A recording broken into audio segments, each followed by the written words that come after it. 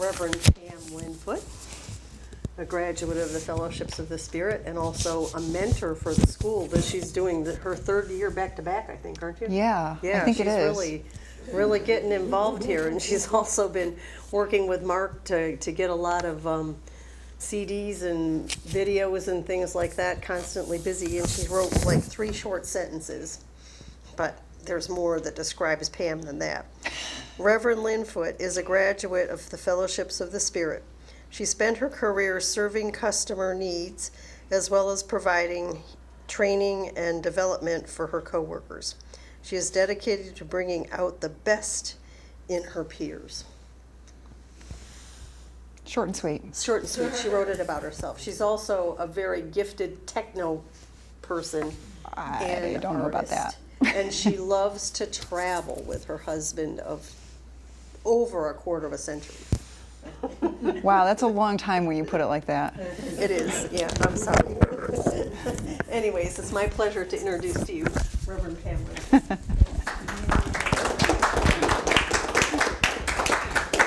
All right, so I know I have to keep this brief because I'm under the time constraints of halftime.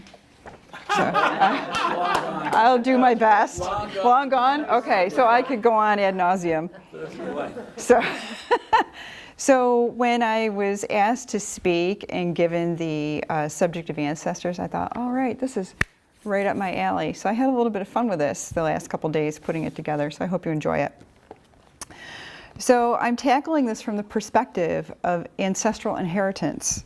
And I don't mean money and things and objects, but the passing down of the traits and traditions, values and wisdom from one generation to the other.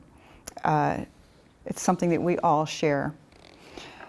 Do we have our grandmother's eyes or our father's hair?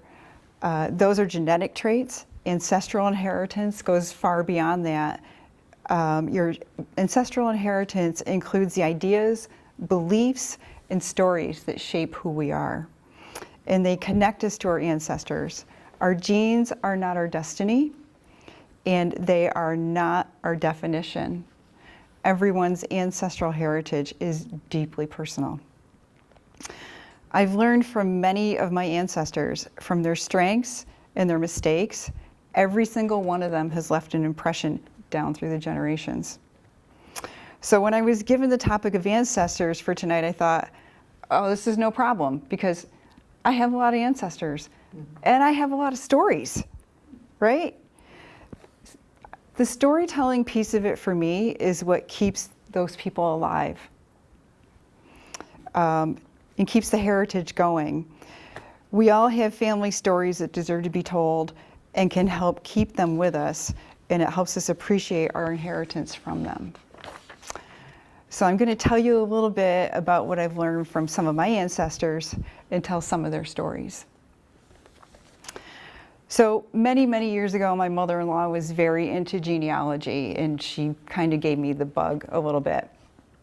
And probably 15 years ago, my husband and I took a genealogy road trip to Connecticut, where he had a ton of luck, and I was having zero luck. And we were at the Connecticut something or other library, and the librarian sat down next to me, and she says, well, what names are you looking for? And I said, well, I have, Engler and Burns and Carpenter and Webster. And she looks at me and she goes, Webster, huh? And I said, yeah. She says, I'll be right back. And she disappears into the stacks. And she comes back with this book that's probably about that thick.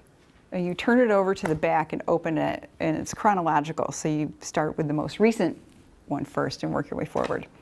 So I thought I'd hit the mother lode. And she let me borrow it so I could bring it home and mail it back when I was done. And let me tell you, that book rode home on my lap from Connecticut. So one of my ancestors that I discovered in that book turned out to be the Governor John Webster of Connecticut. He was actually the first governor of Connecticut, and John came to the Massachusetts Bay Colony from England in the early 1630s. As the years went by, there became a split in the church he attended regarding who would be allowed to be baptized and who wouldn't.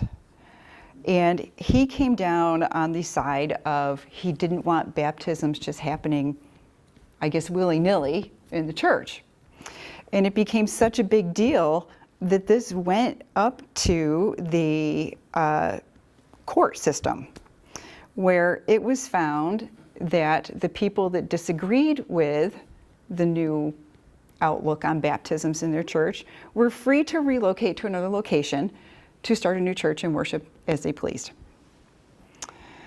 So what I learned from this is that maybe when you have such a tight grip on your beliefs that you're exiled from your community, it might be time to reassess your priorities a little bit, right? On the other hand, we have my great aunt, or I'm sorry, that's next, my great grandfather, Patrick. Patrick was the son of immigrants.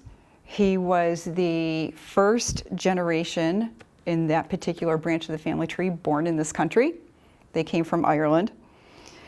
And he grew up in New York City in the Hell's Kitchen neighborhood. He was a bit of a jack of all trades. Unfortunately, neither I or my mother knew him. He passed away in 1947. But I have stories from my grandmother. And he worked as a farmhand. He was a meat cutter in a little tiny grocery store in Springwater, New York, which is just barely a dot on the map. And my grandmother used to tell about how he had an all-white German Shepherd dog that was always with him. And rumor has it that he used to distill moonshine and run moonshine in the area, and he took the dog with him for protection. Yeah. So we don't really know for sure if that's true. We may never know if that's true or not, but it's fun to think about.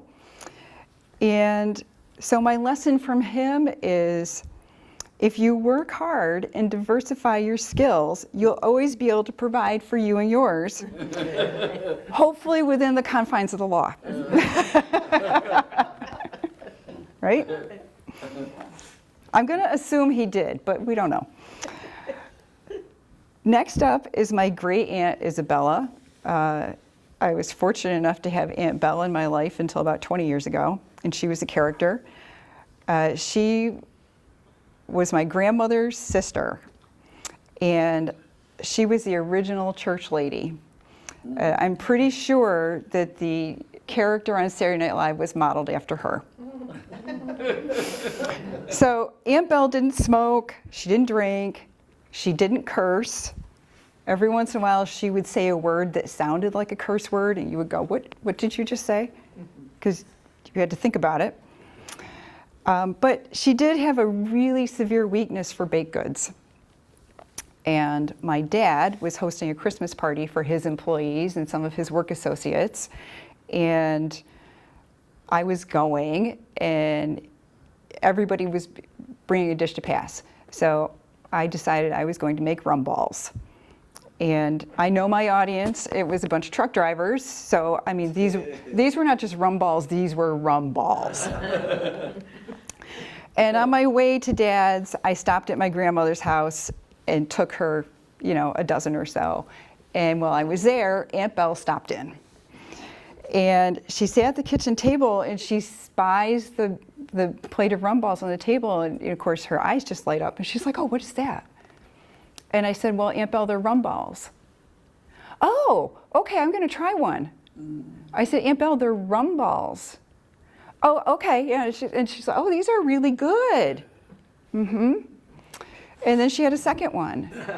And she says, "And what are these again?" And my grandmother goes, "Belle, they're rum balls." "Oh, okay." And she has another one. Oh. And she's like, "These are so good. What did you say they were?" And I'm like, "Aunt Belle, they're rum balls." Rum balls. Right over her head. She raved about how good they were. And my grandmother and I kind of exchanged glances over the kitchen table like, who's going to break this news? But she thought they were delicious.